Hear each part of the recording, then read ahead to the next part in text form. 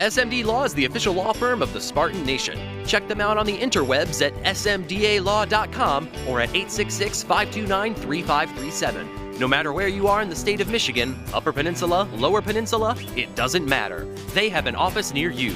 So whether you need to send a letter to an annoying neighbor, or you're a criminal and you need defense, maybe you just have problems with elder law, check them out, smdalaw.com today. The official law firm of the Spartan Nation. Call them first, then you act. Off to a 2-0 start, so that's exciting. Sort of go into last game of what we've sort of called phase 2 for us. So phase 1 was, the first phase was our summer camp, and phase 2 is our out-of-conference games. So looking forward to this. We've had great crowds thus far. Should be a great environment. 4 o'clock national game on Fox, and they do a great job with things. And then also just a big day, for Michigan State in general. Arizona State comes in 2-0 as well. Herm Edwards, outstanding football coach. He's a football guy. I think that he's been around football all his life, and every time I've had an opportunity to be around him, I really enjoyed just sitting and talking with him and everything. But I've seen the game change himself as he's gone through time. And when you look at Arizona State, first thing you got to look at, I think, is their tailback. Benjamin, Jaden Daniels, a true freshman quarterback, who very good player. Benjamin, first team All-Conference, third team All-American, preseason All-American pick, 1,600 yards rushing. Sort of makes it work. They got an outstanding group of receivers. Been impressed with those guys. Defensively, a lot of pressure, a lot of different looks.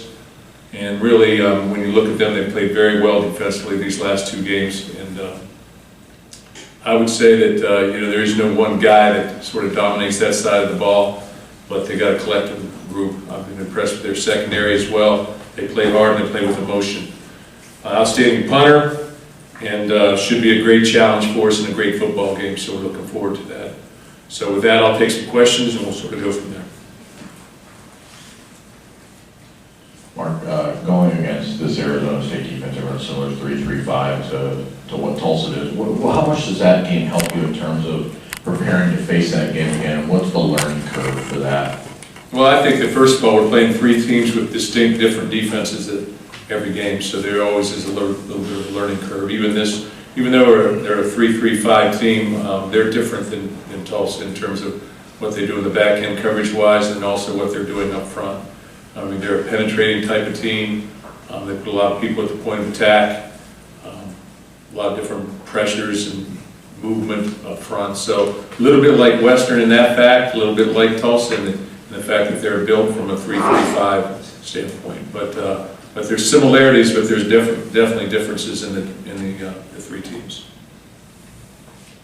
Mark, I know last week you challenged the team, and then you have the offensive output you did. Even Joe Bocek in the game was saying he felt relief, like they could breathe easy for once. And I know it's early in the week, but do you feel a different sense around this team? Like there's that whole relief that, yeah, okay, now we're going in the right direction with everybody, do you feel like? Well, first of all, I think when your quarterback's playing well, good things happen, and he's played well both games. So you need to continue to play well. And then as far as everybody else, we ran the ball much more effectively, got what we wanted out of that, and threw the ball as well, got a lot of production. The penalties, the 0 sacks, no penalties, 0 sacks, those are great things as well. You can point to those things. If those things happen, you're going to be productive because you don't put yourself behind the 8 ball. Ball security, first game, perfect. Second game had 2 problems, but we sort of overcame those on defense. But I just thought we played well. Now it becomes consistency and performance, much like I said, I guess, on Sunday night. You have to continue to do that and get better and better and better. Our offensive line played well as well, but there will be challenged this week with a lot of different looks and some pretty good players up front as well. So it'll be interesting to watch and see how the game unfolds. Mark, confidence was at an all-time high with the players when they came in. Do you address that going into this game with a team like Arizona State and staff like Herm Edwards or not? Yeah, we've got a confidence level. I think that we've been a confident football team, especially on the defensive side of the ball. Goes a little bit back and forth, obviously. Had a lot of injuries last year, but, big step this past week. So I do think we're confident, and I think we're excited to play. and that's half the battle all the time, you know, the excitement that you bring with you, with your football team. That's a big component, I think, in every football game. And, you know, you can't fake that kind of stuff. You can't, I don't think you get all rah-rah during the week. That's just the way we've always approached it. But I feel a sense of optimism, and that's exciting. Mark, I was curious. I think you probably saw a lot of their same guys. They were pretty young defense last year, so you probably saw a good amount of them. How have some of those individual players grown, and maybe how has defensively the scheme evolved, I guess, from last year to this year, as far as you can tell? A little bit more pressure, I think, this year as it's evolved, I think. You know, it's their second year in, so, you know, as a staff, so I think that they, you know, obviously have evolved a little bit.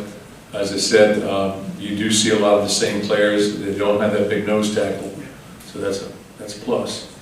Okay, but they've got, for the most part, a lot of guys back. I think, so I count them up here. I think 1, 2, 3, 4, 5, 6 starters back or so. So, and the other guys who have played a lot of football for them. So it'll be a challenge for us. You know, there's going to be some bad plays. There's going to be some plays where we have the numbers as well. So, you know, you've got to be able to break tackles and make plays. You got to execute. You know, there's no magic to this. I continue to say that. It's blocking, tackling, you know, catching the ball, throwing the ball.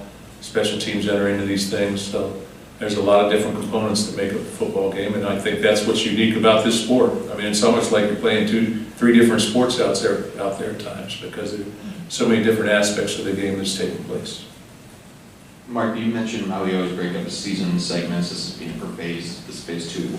It's been since 15, I think, that you guys went undefeated in non-conference play. I know the games don't always match up like that, but do you notice a different feeling from your team when you escape that, unblemished, to get to Big Ten play? No, I think we're always looking forward. I think we've done a good job of that at all times. You know, whether we've played a big game, you know, what do we do next? And I think sometimes that's the way we're always going to be measured. You know, whether you have a problem or whether something good happens. You know, what are you going to do next? And because people are looking for that response, and we've always tried to make sure that we take a positive attitude in that respect, regardless of what's happening. So, but we've divided it up like this so we didn't get ahead of ourselves. I mean, that's as big as anything. Don't get ahead of yourself. Focus on the moment and chase that moment.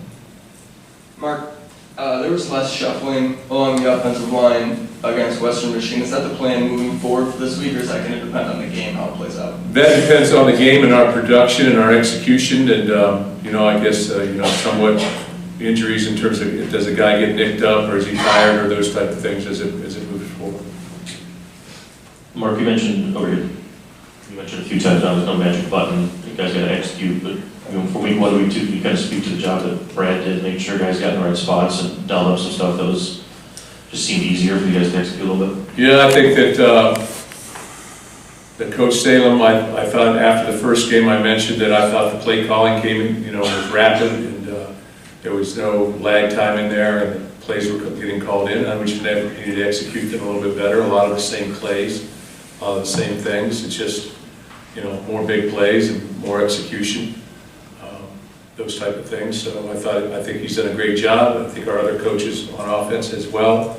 We have good teachers. I think they have good rapport and relationships with their players, and we're going to play the best guys.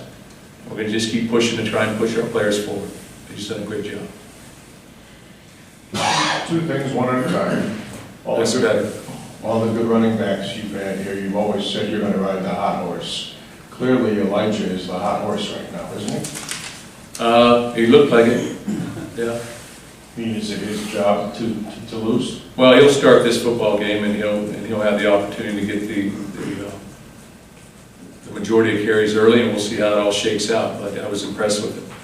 I thought he had a burst. I thought he ran through tackles, and he had good vision in the hole and good cutting ability. So I mean, he did the job. I thought he was impressive. But I've always said that. I've always come into here and said, hey, you know, there's 3 or 4 guys, and you know, I was always talking a little bit about Elijah. Hey, once he matures a little bit as a player, not as a person, but as a player, you know, that he was going to have an opportunity to be special. Mark, you were breathing a little fire and smoke here last week. I'm sure you weren't talking to us. Are you pleased with the way your team responded to that, and do you think it had anything to do with the fire they played with? Well, if you thought it was fire last week, you should have been at the team meeting, I guess, so, you know, but sometimes you just have to deal with the brutal reality of things, and, you know, you have to call them as you see them, and that's the way I called it. You know, I felt like, you know, that I do feel like this game belongs to the players. Every game belongs to the players. Coaches set it up and do their very best, but at the end of the day, players make plays. I mean, that's the way it is all over America, you know, and there's got to be good execution. There's got to be a good plan. Obviously, there has to be a good plan in place, but then at the end of that, we want enough around here that I can recognize that, hey, the plan's in place, and now you have to execute, or you have to catch the football, or you have to make a tackle, those type of things. And usually when you shake it all out at the end of the game, you know, you point to something.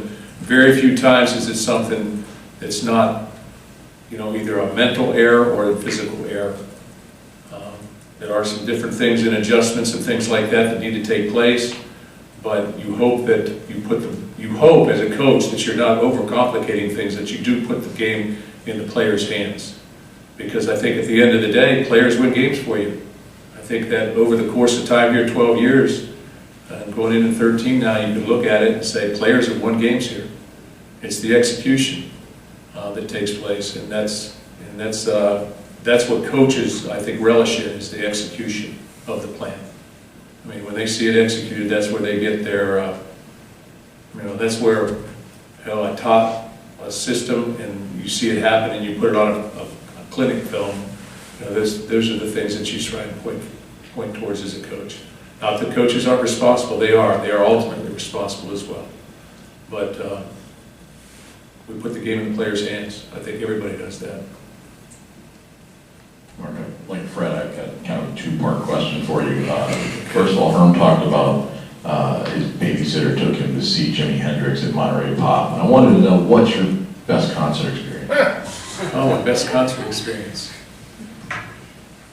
Well, I really didn't anticipate that answering that question. I've had some good ones. Taking my girls to see Shania Twain, because when they were this big, you know, got them off the horses and surprised them and took them to see Shania Twain in Cincinnati was special because of that. But backstage with Kenny Chesney was special. I missed the Eric Church concert. That's one I need to make because I had another event that night. And then my first concert was the Eagles. So first concert that I went to was the Eagles. So Cleveland, or? I haven't seen Springsteen yet, so I'm looking for that one someday. Columbus, Ohio. Columbus? Yeah. So the second... That's just off the top of my head. Pretty good. That's pretty good. The second part, though, is I kind of wanted you to think back a little bit to maybe like '94. All of those too. I know. When you decided to come here with Coach Saban, what made this place a spot for you, and then what made it a spot to come back to? You know, I first came here in 1994 when we played Michigan State when I was at KU. And I came walking in that stadium and I saw the fans and I saw the greenery, you know, the trees and red cedar and Big Ten football atmosphere. And I remember saying to my wife Becky, you know, this is Big Ten football. This is unbelievable. And so you could recognize that this was a special place at that time. And then when I had the opportunity to come in '95 with Coach Saban, you know, obviously jumped at that opportunity. And so stayed here for 6 years. Stayed with Bobby, Coach Williams, because of my feeling towards Michigan State, because of our you know, raising our girls here in this community, because I think it's a great community. And then obviously went to Ohio State as a defensive coordinator, which reuniting with Coach Tressel was very, very special. And I'd been a GA at Ohio State. I'm from that state, so that was special. And then the Cincinnati experience as a head coach. And then when I had the opportunity to come back here, I didn't flinch. I made that decision, and really, there's never been any point where I've even considered another position.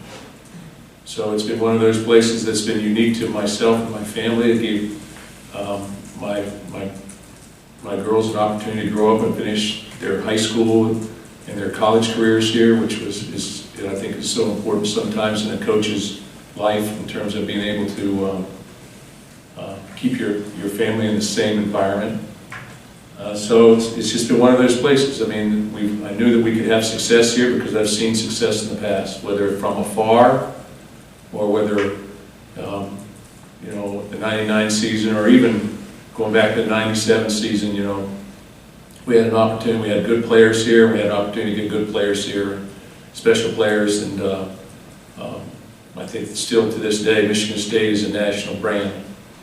That you can walk in and you can entertain people from anywhere in the country about Michigan State Spartans. They know who they are, and recruiting has changed a little bit, but you still have that national brand. Mark, final two-parter for you here. When you were watching the film, did you wear sunglasses or those jerseys a little bit different to see your guys run around in? It was very, when I walked in the locker room, I said, oh my God, goodness. I was like, whew. But I knew that if we wore them at night, that they would take on a whole different look, and when they were all together as a group, it looked good, and then when they were going down the field on big gains or making tackles collectively, it looked good. So, Nike did a great job, and our players liked them. And that's what I have to look at, and in pregame I said, hey, you guys want to wear these uniforms? To our captains, oh yeah, coach, let's go. So I was like, okay, let's go. And, but I liked them at the end of the game, and the bottom line is, how do you play? So. Second part, I know you're not a guy that looks at yourself throughout the season, but with a win on Saturday, you would become breaking Duffy's record. Have you had time to reflect on that this week, especially when you tied it last week? Yeah, I have. What I reflected on was Duffy Daugherty, really. And, when I look, and I'm glad you asked that question, because when I look back and I look at, it's a different time. Football back then is different than it is now. It's a different game. Media is completely different. You have all these different, you probably had 2 people talking to him on a Tuesday at that time, just to the local papers. But when you look at what he had accomplished, 4 national championships, Coach of the Year, 2-time National Coach of the Year, coached 29 first-team All-Americans. I really believe he was a pioneer in the integration of college football. If you look back and you really study the integration of college football, Michigan State had 20, I believe, I got it written down right here, 20 African Americans playing in the 66 team, 11 starters. And in that 10-10 tie, and not to be disrespectful to anybody, but Michigan State had 20, Notre Dame had 1. And they talk about USC and their game against Alabama. They had 7 African Americans on that team. So Duffy was ahead of his time. He recruited all across America, brought players in from the South, guys like, when I came here and I walked into what was the Duffy Daugherty Center at that time, and sort of a little hall of history there. And I was amazed at 67, draft choices that they had, I think 4 out of the first 8. I mean, that's unparalleled. I don't think there's ever been a team, or will ever be another team, that has 4 of the top 8 players picked. Bubba Smith, number 1. I think Clinton Jones went number maybe 2. I think that George Webster went 4, I think. And then there was Gene Washington at number 8. To go back and you think about some of the players, Charlie Thornhill, you think about Baba Pisa, you think about Sherm Lewis, you think about Jimmy Ray being the first quarterback to integrate college football and play for national championship. You look at Brad Van Pelt playing here, but he had so many players, so many great players playing here, that really he was ahead of his time. And the guys on Time Magazine, I'm not sure if I'm as funny as he is, let's say that right now. But I think that he really was a bigger than life type person. So when I reflect on this, on on this next win at some point. Plan on it this weekend, but at some point, you know, it's sort of a milestone, but it really allows me to reflect back on history of college football, and really what Duffy Daugherty did for the game of college football, and what he did for the country in that respect in a lot of ways. And that's what I remember, and the players that I've met from his teams, you know, love the guy. And so when I look at things like that, you know, it's a humbling experience, but you know, we're here now. I honestly read Isaiah 41:20 and I just sort of feel blessed. So that's where I am. Mark, was there a time early in your tenure here where you knew it was going to work? Like, can you think to a time in those 07, 08, 09 years where you really had a feeling this was going to take off? Yeah, I sort of felt, I've never got into a football game and thought, hey, we can't win this one. 2007, one of the things I was most proud of was I believe that we didn't lose one player in attrition in that change, I think. I have to go back and look, but I remember telling Jerry DiNardo that fact, that that's our goal, not to lose one player. We had good players there. You know, Brian Hoyer's still playing. And how long did Javon Ringer play? You know, we had some great players on that football team, and there were some games that we lost, and we lost close. And we were really in most of the games. Then 2008 came, and we won 9 games. You know, I think you're always going to take a step back when you're building a program a little bit. And 2009 maybe was that year a little bit, but close games. 2010 and 11 we busted out. 2012, outstanding defense, young players. Took a little step back offensively, and you guys know the history here. And then 2013 sort of regrouped. 13, 14, 15 big years. I think 34-5 maybe in those 3 years. Dipped in 16 drastically, but you know, leading at half at every one of those football games. So don't really know how to handle that. Had some problems, you know, as we go. There's always going to be problems. Regrouped in 17, 18 last year was, you know, tight. But, you know, obviously doing some decent things, and once, you know, played better defense than probably offense, need more production, a lot of injuries. And here we come in 19, so we'll see what 19 brings for us. But I've always felt like we could win here. And I've always felt like you're going to have great crowds, as evidenced by the last 2 games, and that there's a tremendous amount of support here. And there's a very proud group of people here that represent Spartan Nation. So we're going to get ready to play. We're going to emphasize toughness and effort all the time, and knowing what to do, which we have on from day one. And we're going to try and do this old school, which we have from day one. And we've got players here who are tough and excited to come. Forgive me if I asked you this last year, I may have, but did you ever meet Duffy? No, I have met his grandson, and I have met his wife before she passed. Duffy Daugherty Awards. And I believe his grandson may be coming this week.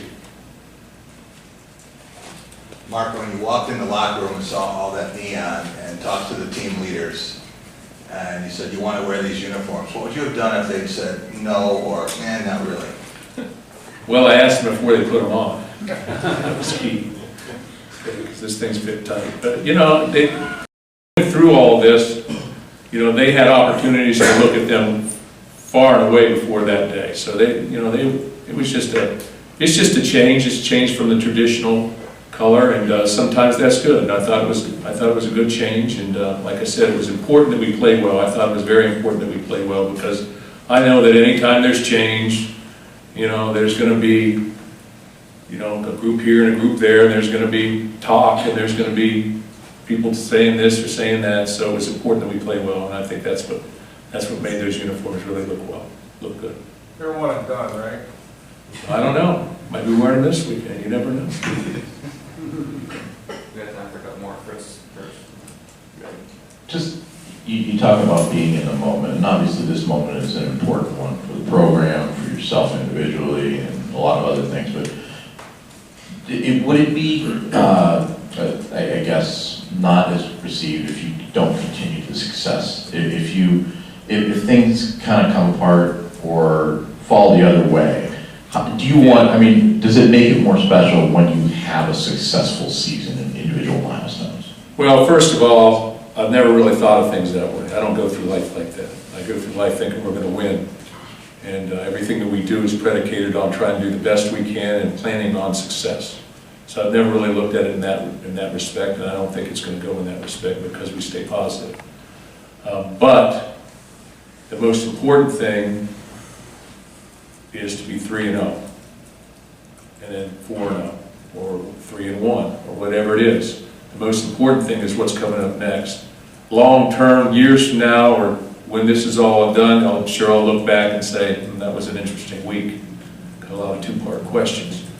Okay, but for me right now, I'm going to live in the present, and I'm going to deal with what what we can have an effect on, and that's the next game. And I'm going to stay positive and get our players ready to play, and enjoy the experience with our players. And you know, I just enjoy being with them. We got a great group of young people. They have great chemistry. You guys have interviewed them. We have unique individuals, and they're fun to be around, but they're great people, and they get along so well together that it's a blessing and a pleasure to be around them and coach them. Mark, with the success and consistency during your tenure, how have you seen the recruiting atmosphere kind of change here at Michigan State? Is it easier to get some of these guys to come to East Lansing? No, it's always tough in recruiting. Recruiting is a very competitive situation. I think things have changed. Just the demographics have changed in terms of people staying closer to home, probably for the most part than most, or you get them on campus. There's such an earlier time of recruiting has become accelerated, so people are looking at you as sophomores and juniors, and they can't even come on campus officially. They can come on unofficially, but guys from farther away don't have that opportunity to get here as much. And I think usually you got to get on campus 2 or 3 times to at least have an idea and a good understanding of what it is about a place. So a lot of times you're trying to do that during the season, which you got 3 or 4 balls up in the air, literally, and you're trying to recruit as well. So it's just a busy time. But you get 16, 17 committed guys right now or so, and so it's just accelerating. But I've always been impressed with the guys that come, and we want good people that are good football players, and that's what we try to do. We continue to try to do that. Thanks, guys. That's all good? Thank you.